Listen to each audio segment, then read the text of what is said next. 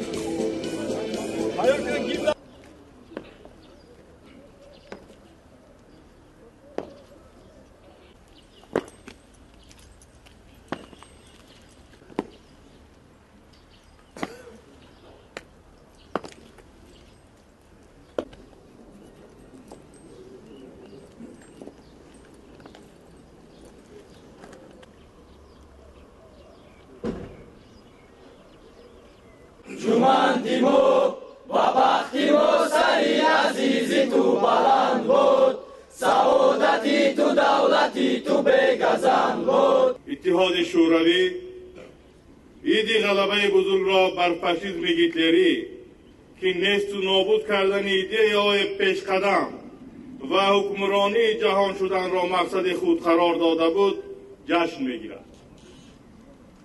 غلبه پدران و بابایان و کارنمایی به مثل آنها در مبارزه ضد فاشیسم یکی از واقعه‌های هیجان بخش و فراموش نشونده تاریخی به شمار می رود. تأمین غلبه عالم شمول بر ضد فاشیستان ملت بزرگی اتحاد شوروی در آن زمان که کسی نمی گفت که من از تاجیکستان هستم یا از لیتوا هستم یا از گرجستان هستم، آنها رفتن به خاطر حمایه مرز و بوم، آنها رفتن به خاطر حمایه وطن و پیش فاشیسم هیتلری را گرفتند.